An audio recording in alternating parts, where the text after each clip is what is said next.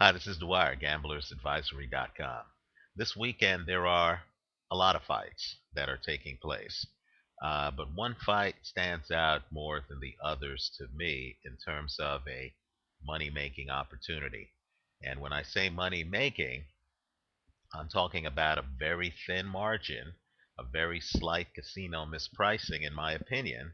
This video is not designed for gamblers who are looking for 100% rates of return or even 50% rates of return.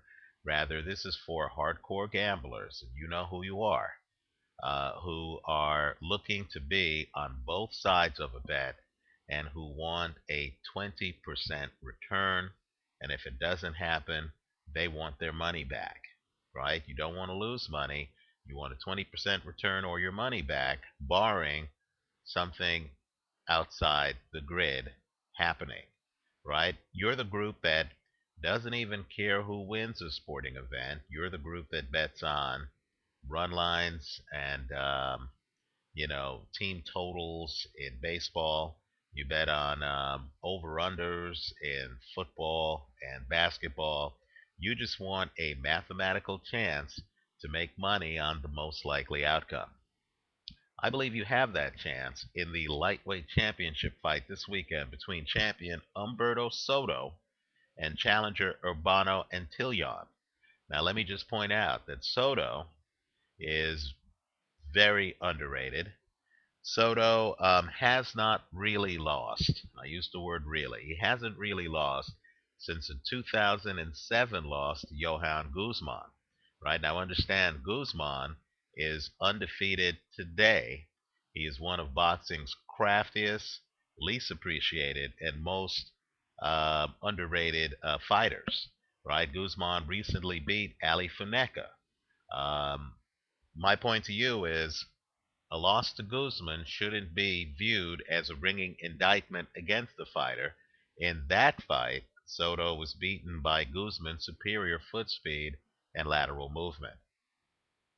The only other fight that he's lost since 2007 was a very questionable disqualification to Francisco Lorenzo, where he was dominating the fight and he got disqualified just like Roy Jones got disqualified years ago against Montel Griffin, just like Sakio Bika got disqualified against Jean Paul Mendy. Um, Soto was dominating the fight. Francisco was completely outgunned. Then Soto got disqualified. That fight is up on YouTube. Now, Soto, quite frankly, in my opinion, is the far superior boxer in this matchup. This matchup is a classic tale of the better boxer against the better puncher. And Soto has the faster foot speed. He has the better lateral movement. He throws the quicker combinations. He has the better experience. He uses distance better. He can hit you to the body, then move up top quickly, then get away.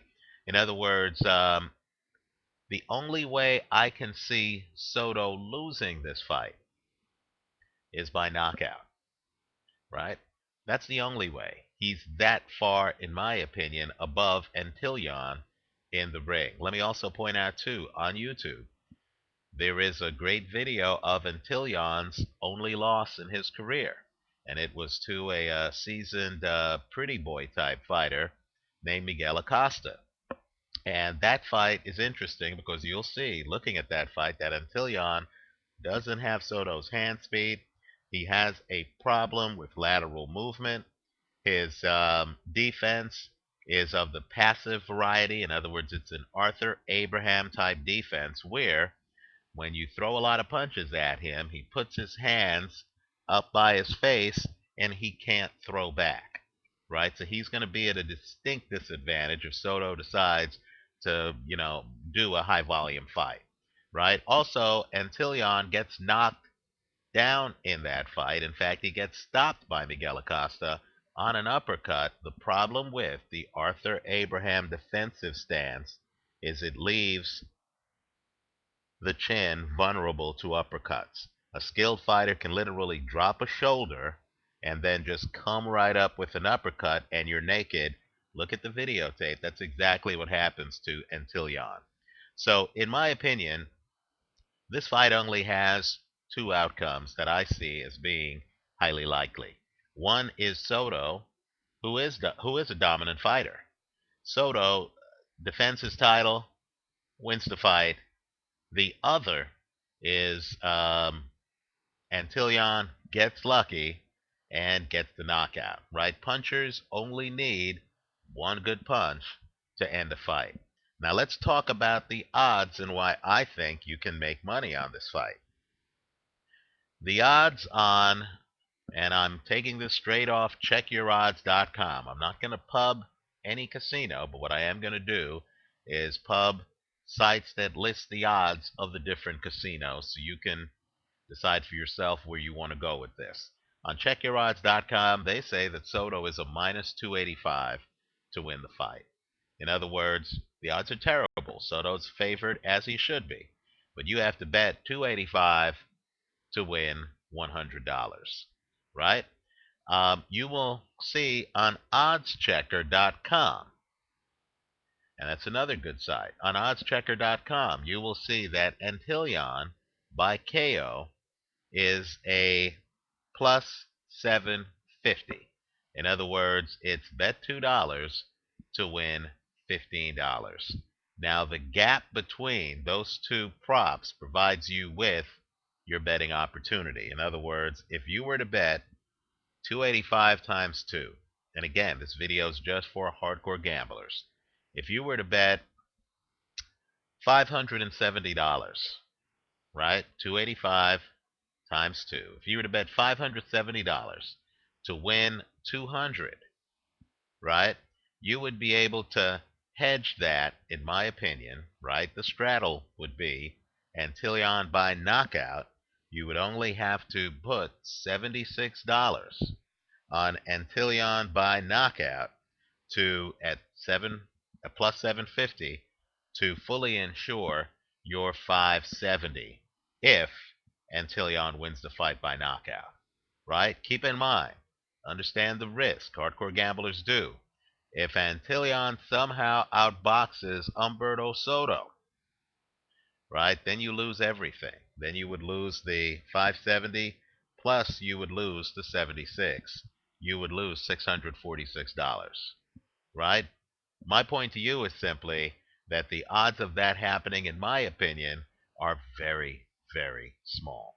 So, if you were to put 570 on Soto just to win, straddled against 76 on Antillon by KO, then you would win, if Soto wins the fight, $200 minus the $76 straddle.